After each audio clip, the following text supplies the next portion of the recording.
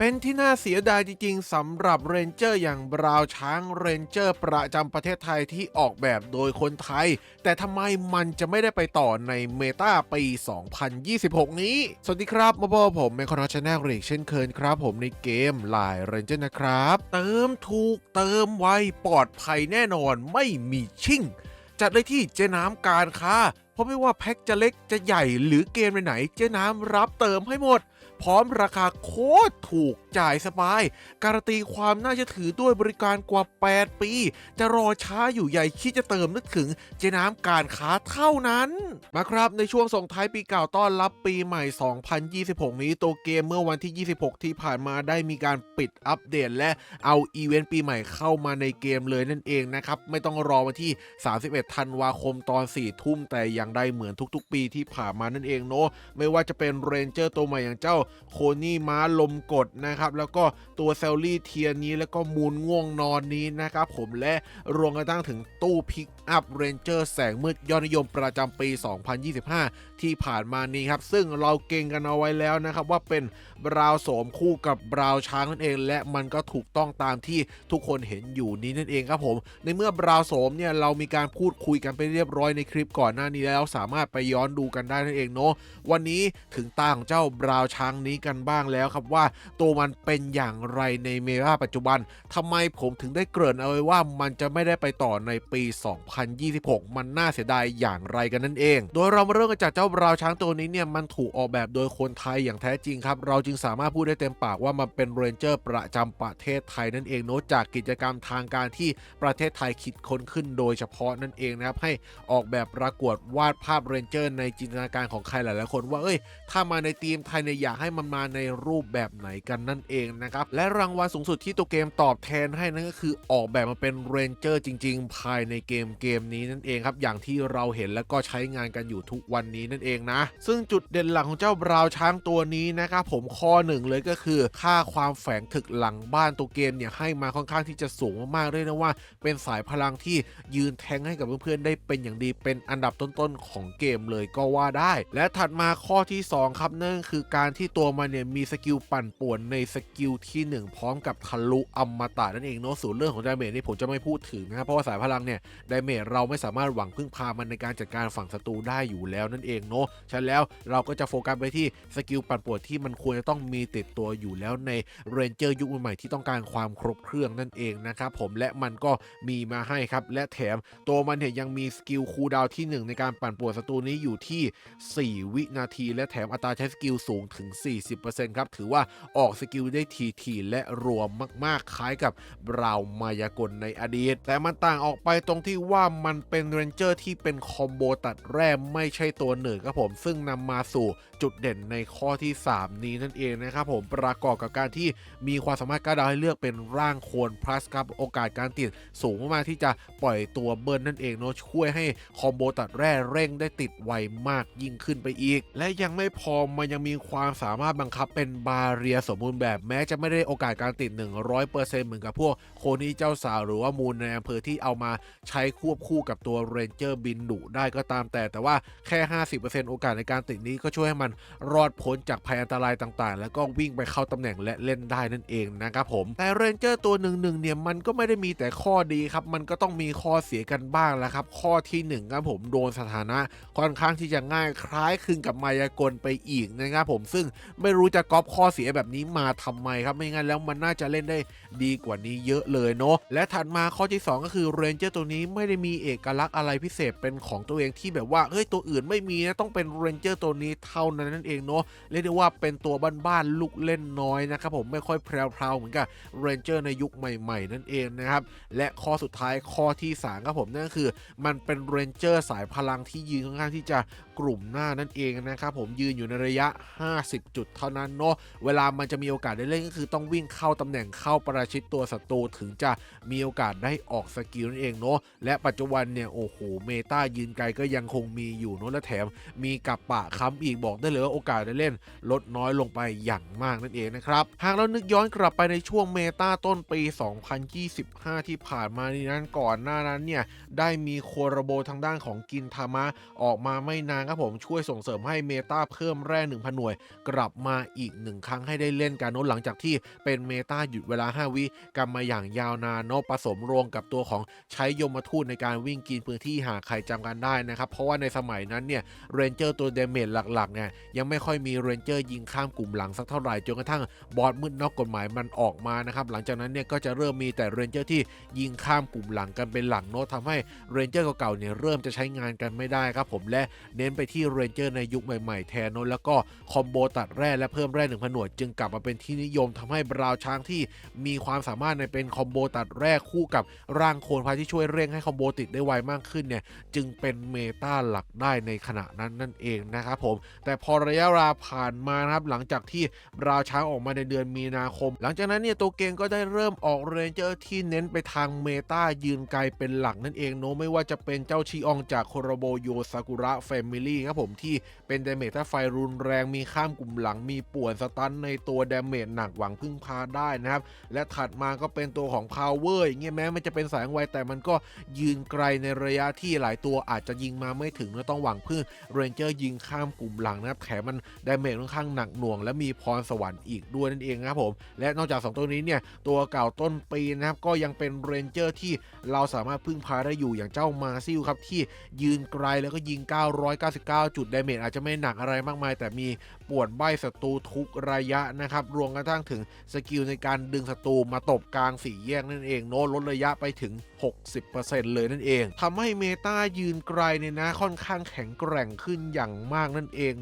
ส่งผลให้บราวช้างเนี่ยหลุดออกจากทีมไปตั้งแต่ช่วงกลางปีที่ผ่านมานั่นเองนะครับจนกระทั่งถึงบราวโสมเนี่ยออกมาอีก1ครั้งนะครับในช่วง 11.5 ปีที่ผ่านมานี้ครับทำให้เมตายัดหน้าป้อมคัมแบ็กกลับมาได้ครับเพราะว่าเจ้าโสมตัวนี้เนี่ยไม่ว่าจะสกิลที่1ในการปั่นป่วนสตันศัตรูแล้วก็สกิลที่2ในการบัฟส่งเพื่อนกระโดดข้ามกลุ่มหลังไปรับดาเมจก็ตามและแถมมันยังมีความสามารถในการปั่นป่วนสายพริบกระเด็นถอยหลังพัดโอกาสการติด 90% ทุกครั้งที่ปล่อยตัวในไหวพริบมีโอกาสได้เล่นน้อยลงมากๆนั่นเองทำให้บราวช้างเนี่ยมีโอกาสได้วิ่งเข้าตำแหน่งและได้เล่นมากยิ่งขึ้นนั่นเอง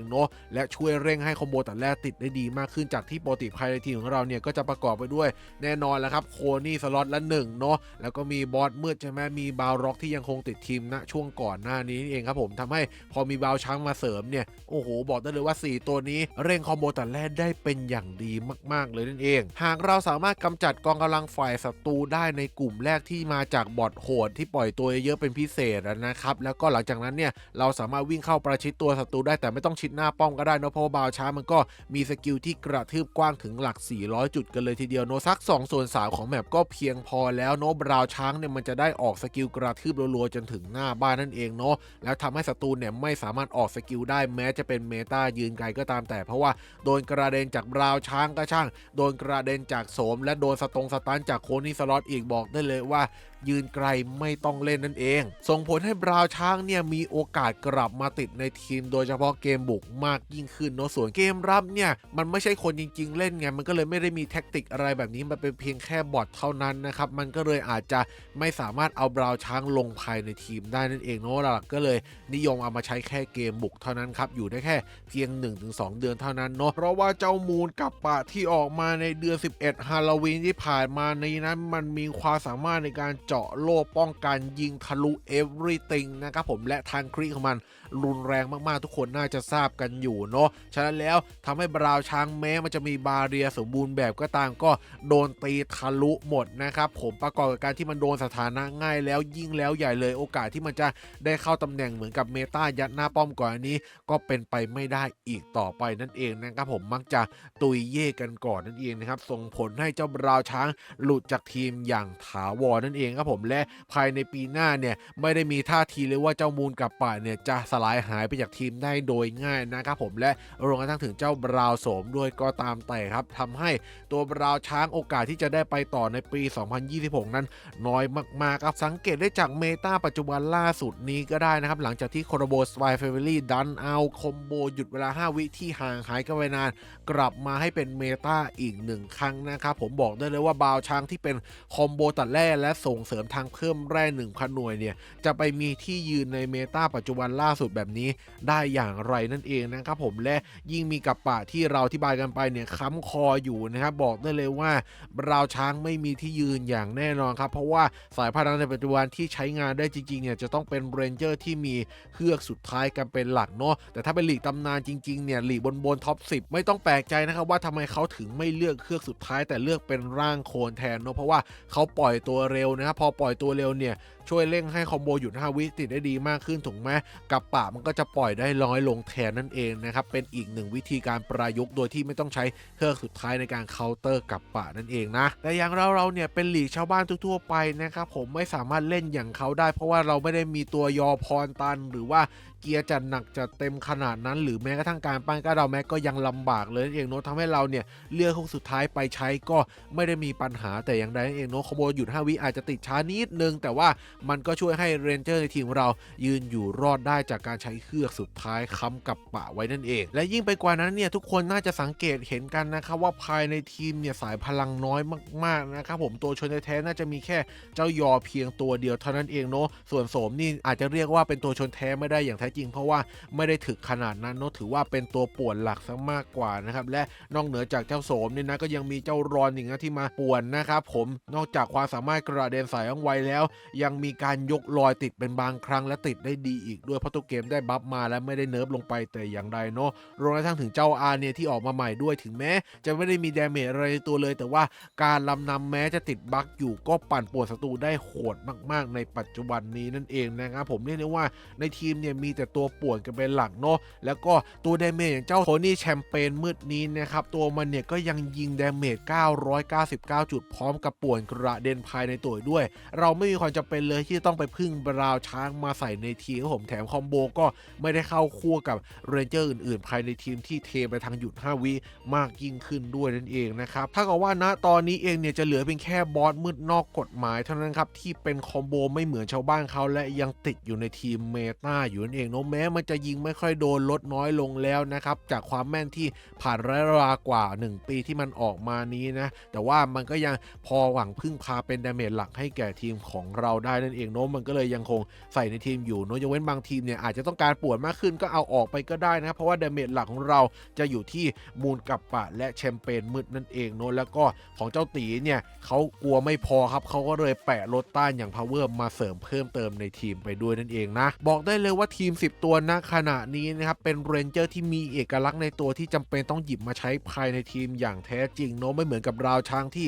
ไม่ได้มีเอกลักษณ์อะไรเป็นพิเศษเลยเราสามารถหาได้จากเรนเจอร์ตัวอื่นๆแทนก็ได้เนาะอย่างเช่นการกระเด็นถอยหลังทุกๆ4 วิใช่ไหมเราก็ใช้แชมเปญเนี่ยปล่อยตัวรัวๆมาแทนยิง999 จุดกระเด็นกันรัวๆแทนก็ได้หรือว่าใช้ความสามารถเจ้าโสมผสมลงกับตัวของรอนแสงนักว่ายน้ำกู้ภัยปั่นป่วนทั้งไหวพริบทั้งว่องไวพร้อมๆกันกระเด็นกันได้รัวๆจากความสามารถแบบบังคับโดนนั่นเองนะครับผมไม่มีความจำเป็นต้องใส่ตัวของบราวช้างออกมาเลยที่บางทีอาจจะกระทืบศัตรูไม่โดนซะด้วยซ้ำแล้วก็ต้องวิ่งไปประชิดตัวศัตรูถึงจะได้ออกสกิลนั่นเองเนาะส่งผลให้บราวช้างนี้ไม่ใช่เรนเจอร์ที่จะได้ไปต่อในทีมเมตาปี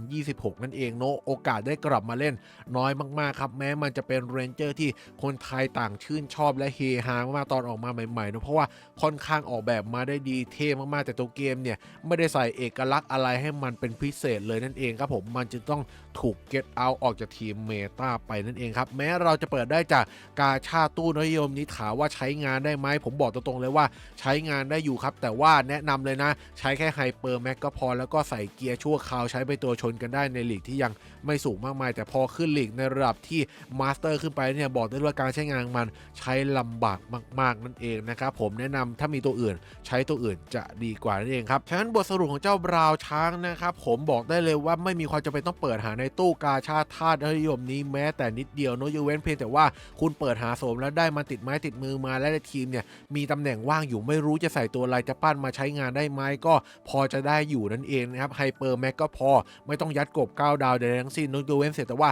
คุณชื่นชอบมันเป็นพิเศษเนี่ยโอเคจะปั้นได้ปั้นเลยเพราะว่านั้นมันอยู่ที่ใจตัวของคุณนะครับแต่ใครอยากเก่งตัวนี้ไม่มีความจำเป็นต้องปั้นแล้วครับเซฟมันนี่เอาไว้นะครับแล้วก็ไปใช้กับสิ่งที่คุ้มค่ามากกว่าเพื่อจะได้ไปต่อในปี 2026 นี้นั่นเองนะครับและก่อนจะลาไปอย่าลืมกดไลค์กด Subscribe กดกระดิ่งแจ้งเตือนเป็นกำลังใจให้ช่องแมคโครน้อยกันด้วยนั่นเองเนาะสำหรับวันนี้ก็ประมาณนี้ครับผมลาก่อนนะครับสวัสดีครับบ๊ายบาย